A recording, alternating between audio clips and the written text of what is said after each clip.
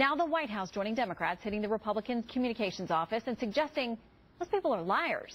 Mark Thiessen is a former speechwriter for President George W. Bush and a fellow at the American Enterprise Institute. All right, Mark, millions of Americans know the truth about what's happened to them. The Democrats, can they possibly think they're endearing themselves to any of these people and the fact that those people don't exist? I mean, reality is reality. No, exactly right. I mean, let's get this straight. Barack Obama lied to the American people about Obamacare. Every single Senate Democrat who's running for re-election this year told the exact same lie. And their strategy to regain the trust of the American people is to call the American people liars. I mean, have they lost their minds? I mean, I hope there's someone who wants to see Obamacare repealed.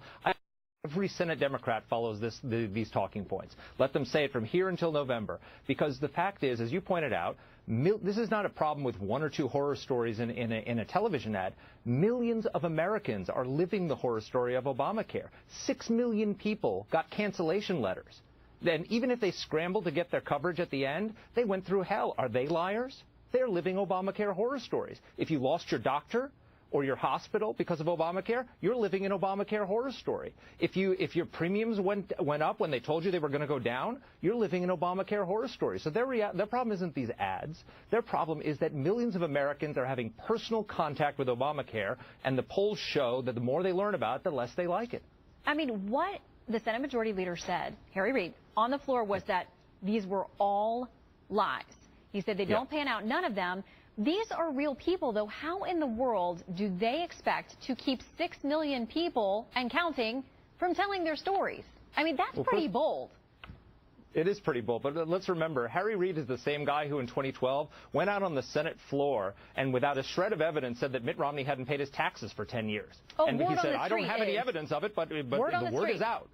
The word is out. The word is out. Well, you know what? The word is out is that Harry Reid's a liar. And I think the word should be out that any Senate Democrat who follows his lead and carries these talking points is going to have the word former before their names before the end of November. Do you think this strategy will work for them in some way, though? Because they continue to double down on this strategy, saying that the problems aren't as they're being represented, that voters are going to embrace them in the midterms once this all settles, the dust settles about the rollout, and that people are going to see this is good for them, and that there are positive stories as well. And certainly there are some positive stories, people who didn't have coverage that are getting it. Sure. I mean, those people do exist as well.